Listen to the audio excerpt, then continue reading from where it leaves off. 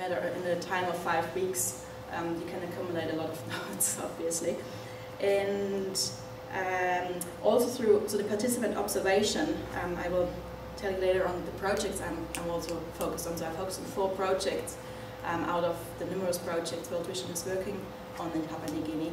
And through the participant observation, I identified which projects I want to focus on. And, but it was also a mixture between where I had access to, where World Vision staff was going to the project sites in the time I was there. If the participants, so like the managers of the projects or the beneficiaries or any other people involved in the project, if they were willing to collaborate with me and actually be able to interview or to provide other information. And then there were also a small number of projects which had children as participants, so they were, I couldn't really do much there because I wouldn't have been able to use the data later on for safety and those type of issues. And yeah, that was most of the thing. The participant observation was also for me very helpful to identify the people I would like to interview later, and with in-depth interviews, because yeah, reading through literature on research methods, there's a lot of emphasis on that not necessarily the most senior person in the organization is the most relevant to interview, especially if it's on my research focus on the process of implementing. So it's quite a ground level question where I was looking at. So, but really finding the person who is most relevant, and not just looking at someone who is most cooperative or speaks the best English. So that was quite good to have those daily observations and several chats before actually making up my mind who I would like to approach for an in-depth interview. And so with the interviews, I did in total I had 24 informants for the research project, and I had 7 in-depth interviews, 13 field interviews, and then there were 4 people that provided a lot of information during participant observation where they could just take notes. And the actual interviews, the in-depth interviews, I distinguished between those 2 types of interviews. They were, I did them with a senior management staff out of the head office, 4 project managers, so of those 4 projects I looked at, and a technical advisor and also a field worker of one of the project side of one of the projects. And they were semi-structured interviews with open-ended questions. And the semi-structure and the questions, I like after looking at the literature review and finding out all the key factors coming out of the literature review, and as well as because I didn't undertake the interviews straight at the beginning. I took them after a while in the setting. So it was a mixture of findings of the literature review as well as my observations from participant observation to come up with my semi-structured interview protocol. So before I flew to Papua New Guinea, I had already a rough idea, but I updated and finalized it before I actually started with my first interview. And all those interviews, they were up to an hour to make them as convenient as possible for the interviewees, and at a place of their choice so that they feel quite comfortable with the environment. They were always done just by me. It ended up actually being the 4 in-depth interviews that they were all in English. So I was able to do them, undertake them on my own. And they were all audio taped and then later on transcribed by me. And I always, as I mentioned before, I gave them an information sheet and a consent sheet. And I actually have some samples here, which I thought I can just pass around. So I had, that's something I prepared obviously before I left to Papua New Guinea. So I translated it into Tok Pisin, the Pidgin English, and in English, so to have them there. And it was one sheet for the information with the background, as well as a consent sheet that they actually had to sign to give me the authority to use the data. And how I did it was later on,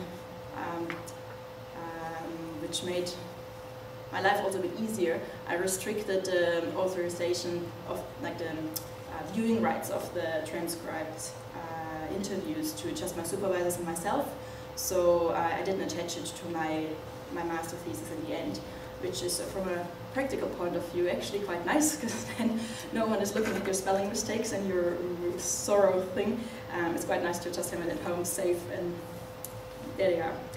And I think that's most of the things that I wanted to say about the in-depth interviews.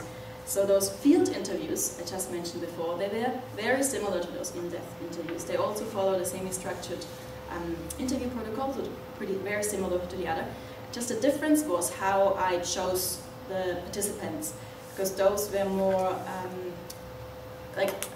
all of the project sites. I had only the opportunity to go to those, to the community meetings or main activities.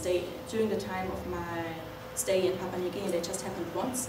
And I was only able to go with Papua New Guinea's World Vision staff to the project site, so I wasn't able, for security and safety reasons, to visit them again after work hours.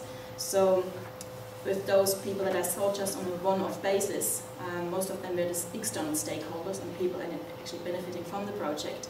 I had to make up my mind during the setting, during the initial meeting, if I would like to have an actual in-depth conversation with them.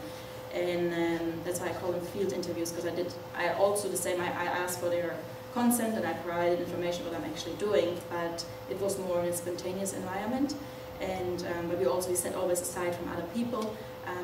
Those ones I did an audio tape, I did extensive note taking, which again is partly actually due to the noisy environment where my research was undertaken. Some was in an agricultural setting or outdoor setting, so it would have been very difficult to actually record. And the other reason was also people I spoke to, most of them were very unfamiliar with modern recording devices. So it seemed a bit inappropriate having something that's just very unusual, like here the camera filming me, something like that having to deal with. I think it was already strange enough that there was a white person, white female person coming there and asking all those questions. It was already enough of a cultural barrier to overcome.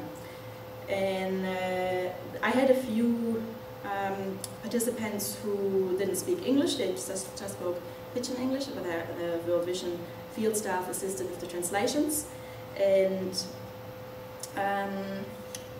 and with what I just said with consent, there were some illiterate participants, so obviously it was not possible to give them an information sheet and a consent sheet and ask for their signature.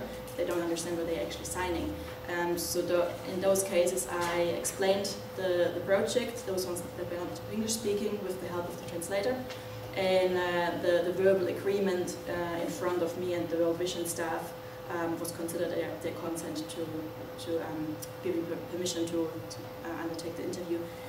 Also, there was a workshop. One of the projects was a workshop where I spoke in front of a workshop of a lot of female participants about what I'm doing. It was a full day workshop and I was there for the full day.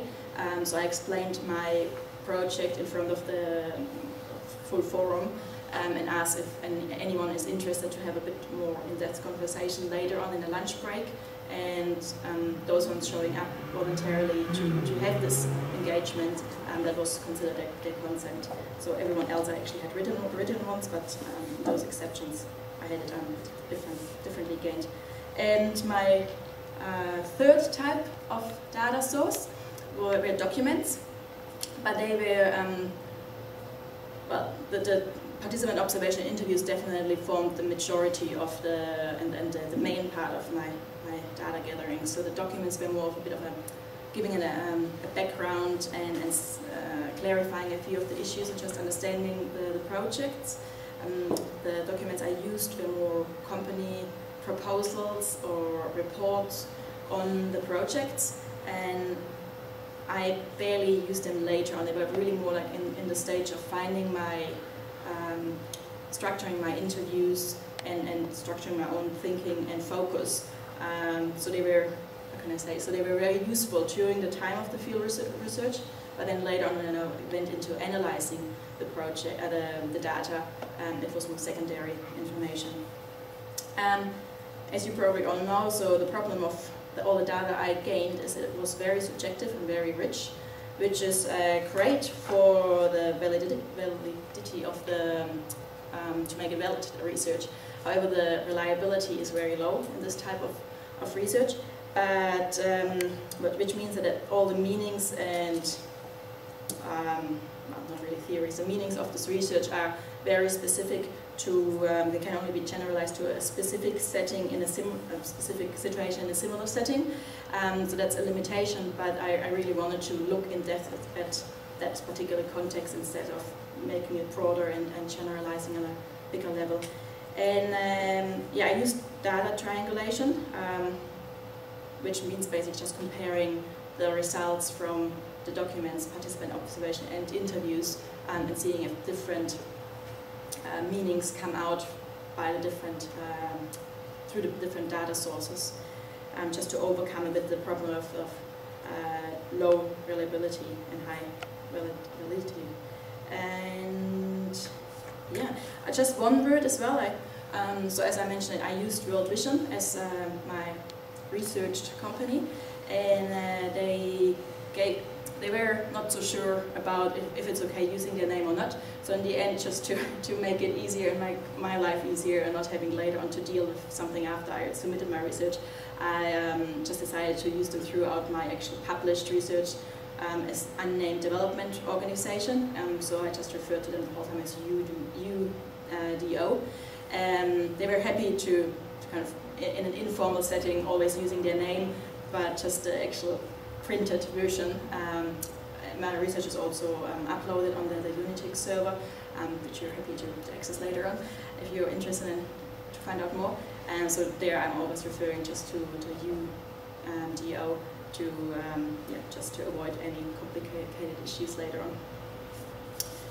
So and I thought I'd show you just a few pictures of those 4 projects I have been focusing on. So this one here is the one where I said I was speaking in front of a women's group. It's a women's livelihood project, and the goal of this project is to increase the opportunities for women to contribute to family income, especially in the urban communities of Port Moresby. And they do a lot of activities. They range from functional literacy training to small business management training. So this particular training workshop was a one-day workshop, and it was really to give small business skills to women.